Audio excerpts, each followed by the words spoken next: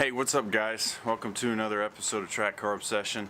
I had to reshoot this intro because the things that I had planned for this video actually changed because of the weather in the middle of doing everything. Originally, you'll see in the video I start to do like small things that you would do because they're easier to do before you put the engine in the car. And because of the weather, I kind of had to speed up, skip some of that stuff, go ahead and throw the engine in, and then we'll get to the smaller stuff later. So stay tuned.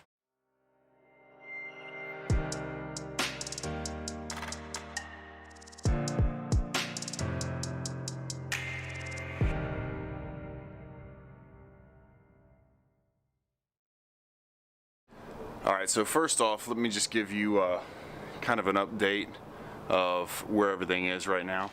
The whole rear, as you saw in the previous video, the whole rear of the car has been changed out, and I've gone ahead and put the pieces of the other one back together and put it back in that car so I could drop it down.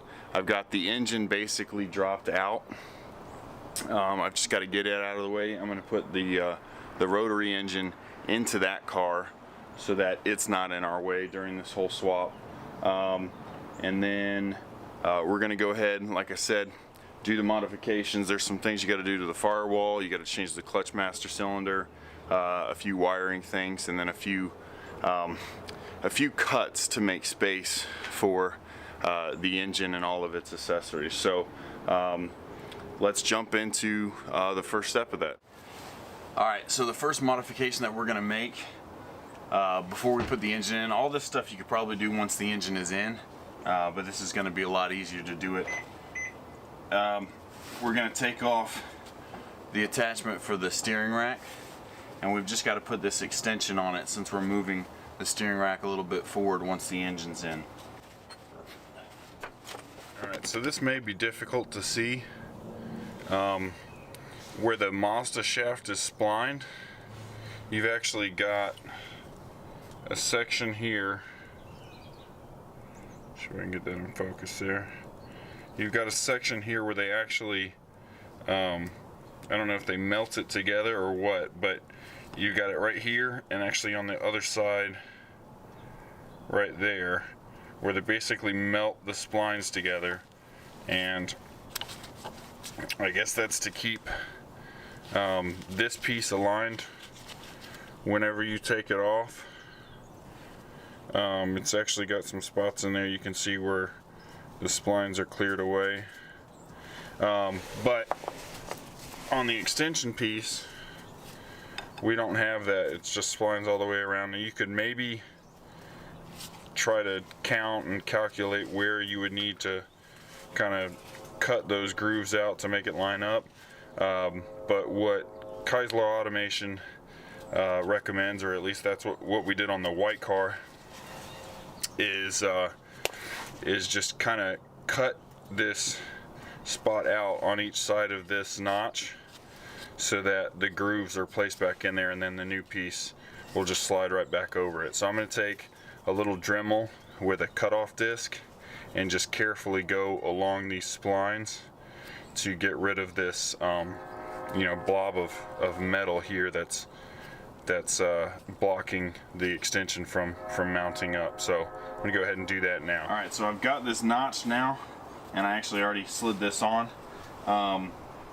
If you don't have a Dremel or anything, those little spots were actually super easy. It took like 2 seconds with the Dremel, but if you've got like a file or something, you could file down those spots pretty easily. Alright, so the next thing that we have to do is modifications to the ABS. Not to the ABS itself, but to the control module here, the pump. We've actually got to put this, alright, sorry about that, phone was ringing. So anyway, what we're gonna do is remove this pump from the ABS bracket, and we're gonna put in this modified bracket here, which will give us more clearance on this side. We're gonna cut off a little bit of metal where this mounts to, and then we're gonna actually change out the front left hard line, which comes down along here, and then when it comes out down this side, it actually sticks out a little bit here, so it gets in the way of the downpipe. So to make more room over here, use this bracket, move this over, change the hard line, and notch the metal a little bit. and then the new hardline will come down from around here and down to the front left wheel. So let's go ahead and get this all removed. All right, so it's going to be hard to show you exactly where you need to cut, but if you can see where these pinch welds are, or these spot welds, then this bracket, this is where the ABS pump sits. That's where it's spot welded to. There's this notch here where this piece of metal is spot welded to this one. You're just going to run a cutoff wheel or Dremel up across here, and then see if I can get some light under here. And then from that cut over here, you're gonna run across here and notch this out so that there's this corner is basically removed, but you obviously want to leave the rest of this angle here, this shelf, and leave where the bolt holes are so the new bracket can bolt down. So I'm gonna go ahead and cut that section out, and I'll show you what it looks like afterward. Alright, so there it is, cut off. Hopefully that gives you a better idea of where you need to cut if you're going to be doing this. But see, I just ran right along that pinch, or where the spot weld was on that side frame piece, and then cut off diagonally here. Let's get some light right across there. So so the new bracket will still bolt on just fine, but we've got plenty of extra space. So now that you've got this cut, just throw some paint on that bare metal, or some, you know, primer or whatever, to keep any rust from going on there. So I'm gonna go ahead and do that, and then we'll bolt the new bracket on in the new line. All right, so here's the finished product. Now that the bracket is installed, the whole system is slightly farther over, and then as you can see here, we've got the new hard line. Bring it over here.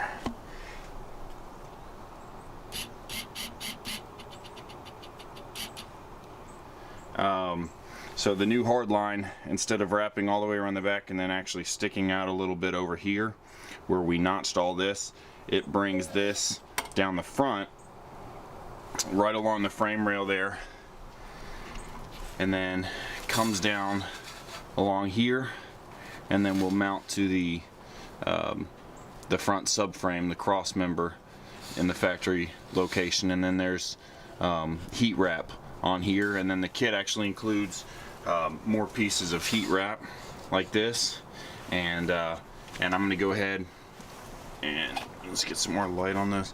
These lines over here, the fuel lines, and then the other brake lines, I'm going to go ahead and put more of that heat wrap on there, because that'll be extremely difficult to do once the engine's in. Alright, so there's a few more things in the engine bay that need to be done, or can be done and recommended before you put the engine in, because it just will give you more room. But it's starting to rain here, and I've got this engine sitting out. I need to go ahead and get it in, so those are things that I'll do afterward. But one of the things that I wanted to show you, you got to wire up the engine and everything, and I just want to show you a couple of the adapters too, to go ahead and throw on before you throw the engine in. First off is your motor mounts. These come with the kit, and this coolant tube. It's a modified piece off of a Cadillac, I think. So this comes down and brings your lower radiator hose down here, and then for the coolant reservoir that goes against the firewall right here.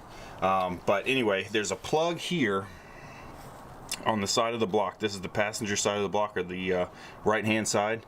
So you pull that plug out, and they supply an adapter where you put this adapter into that area. There's a water jacket right here that puts it right in where there's a water jacket, and then you take the Mazda coolant temp sensor out of your rotary engine and put that in here, and so that way you leave the Camaro or the GM coolant sensor there for that computer, and then you've got the sensor here for your Mazda computer and for your instrument cluster. So it's got copper crush washers, and you just throw those in where that plug is.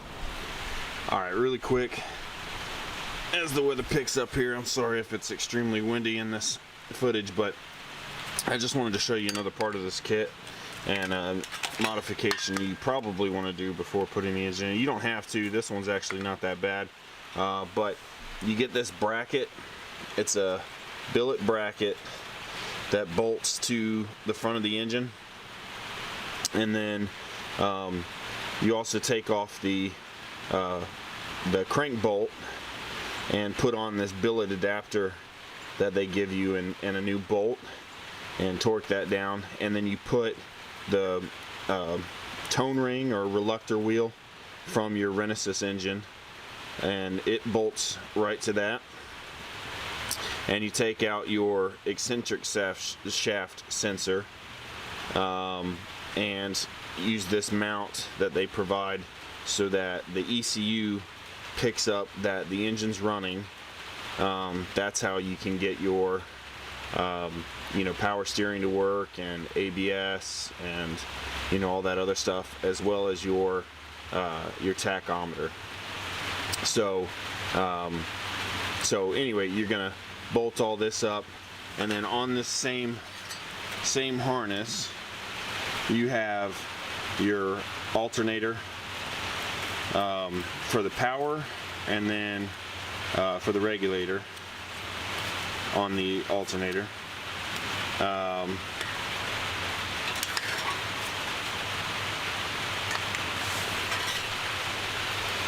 Actually, that's incorrect. The alternator is regulated by the Camaro ECU, so that's on a separate harness.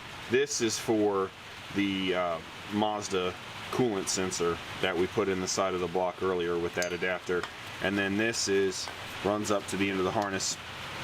That's custom made. It's got a 3D printed piece that sits right down in the ECU box and plugs into your ECU, so it's all weather tight. And then this harness that they provide runs around to here, and you have this billet oil filter sandwich or oil filter adapter plate. Move around here, and this is where obviously your oil filter goes. It's got a threaded hole for the Camaro oil pressure, and then it's got another threaded hole here for your Mazda oil pressure. So the last sensor that you take out of your Mazda engine is the oil pressure sensor. I've still got to pull that out of mine. I'm going to do that because you can actually access this once it's in the car.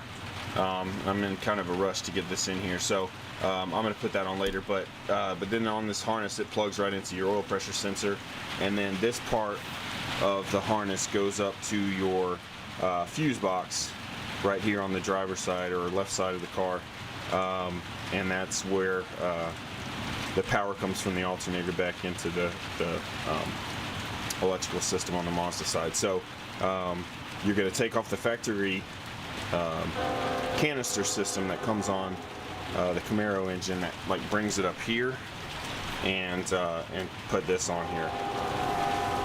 Alright guys, I apologize for not showing the footage of getting it under here. I've got to be somewhere in a few minutes, and it started to pour and the ground's getting wet here. So anyway, what I did, I had the back of the car down on the ground, and I had the engine and transmission on a little wooden dolly, and basically had the front high enough where I could just roll it under. And now right now I put the front subframe onto the engine hoist. I have it slid up. I'm going to bring this over and lift the engine up enough where I can slide the subframe under it, mount the engine on it, and then I can go ahead and bolt the subframe and everything back into place under here.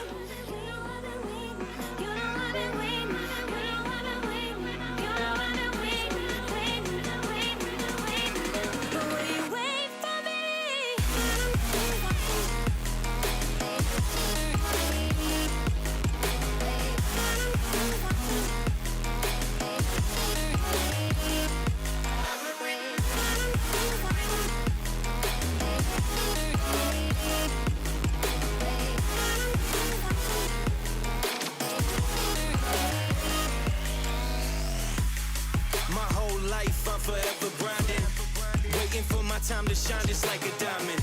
When life is rough and I ain't with that funny stuff, I use it all as motivation, but it's hard to have the patience. Watching time fly by might be the hardest thing I have to do in life. Frustrated that I ain't where I want to be yet, but I know that I'ma make it if I chase that check. Yes. Cause I done seen the time go by for too many years now when the stars were aligned. Cause I done seen the time go by. Yeah, I done seen the time go by. I've been waiting all my life, and it was right before my eyes. Watching all this time slip by, now I realize I've been waiting all my life, and it was right before my eyes. Watching all this time slip by, now I realize. You know I've been waiting. You know I've been waiting. You know I've been waiting. You know I've been waiting. You know I've been waiting. But will you wait for me?